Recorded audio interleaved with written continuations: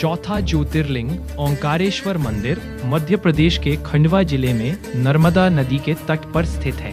यह मंधाता द्वीप पर अवस्थित है, जो नर्मदा नदी के मध्य में एक प्राकृतिक द्वीप है और इंदौर से लगभग 27 किलोमीटर दूर है।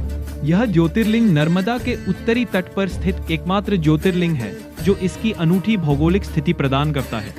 ओंकारेश्वर मंदिर की वास्तुकला उत्तर भारतीय शैली में बनी है, जिसमें ऊंचा शिखर है जो आकर्षक दिखता है। मंदिर की संरचना 5 मंजिला है, जिसमें प्रत्येक मंजिल पर अलग अलग देवता विराजमान हैं। प्रथम मंजिल पर ओंकारेश्वर लिंग, द्वितीय पर महाकालेश्वर, तृतीय पर सिद्धनाथ, चतुर्थ पर गुप्तेश्वर और पंचम पर ध्यजेश्वर।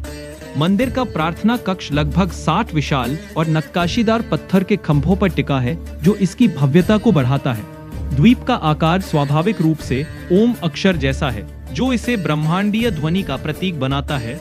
मंदिर के पास अमरेश्वर या मामलेश्वर मंदिर भी है, जो मूल लिंग का दूसरा भाग माना जाता है।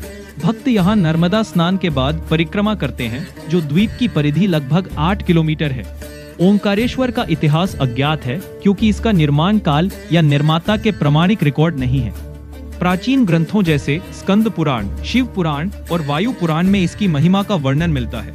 10वीं से 13वीं शताब्दी तक परमार राजाओं के अधीन भिल सरदारों ने यहाँ शासन किया, जिन्होंने कई मंदिर बनवाए। 18वीं शताब्दी में मराठाओं ने इसे जीता और कई मंदिरों का जीर्णोद्धार किया। मुगल काल के बाद होलकर रानी अहिल्याबाई ने मंदिरों का निर्माण और सौंदर्यीकरण कराया। मंदिर का गर्भगृह पुरानी शैली का, जो नदी के दक्षिणी किनारे पर है, जबकि मुख्य भाग दक्षिणमुखी है। शिव पुराण के अनुसार एक बार दानवों ने देवताओं पर विजय प्राप्त की, तब देवताओं ने भगवान शिव से रक्षा की प्रार्थना की। शिव ने ओंकारेश्वर ज्योतिर्लिंग रूप में प्रकट होकर दानवों का संहार किया और विंध्याचल पर्वत पर निवास किया। एक अन्य कथा में इक्ष्वाकु वंश के राजा मंधाता के 2 पुत्रों ने कठोर तपस्या की, जिससे प्रसन्न होकर शिव मंधाता पर्वत पर ज्योतिर्लिंग रूप में प्रकट हुए। विंध्य पर्वत ने शिव की आराधना की ताकि वह मेरु पर्वत से ऊंचा बने। शिव प्रसन्न होकर ज्योतिर्लिंग बने, लेकिन बाद में अगस्त्य ऋषि ने विंध्य को वृद्धि रोकने को कहा। नारद मुनि के आने पर विंध्य ने घमंड दिखाया, जिससे विवाद हुआ और शिव ने यहाँ रूप धारण किया। शिव ने लिंग को 2 भागों में विभाजित किया, एक ओंकारेश्वर और दूसरा अमरेश्वर, ताकि भक्त दोनों की पूजा कर सकें। ओंकारेश्वर का धार्मिक महत्व असीम है, क्योंकि माना जाता है कि शिव यहाँ तीनों लोकों की यात्रा के बाद विश्राम करते हैं। यहाँ विशेष शयन दर्शन और आरती की व्यवस्था है, जो रात्रि में शिव की शयनावस्था दिखाती है।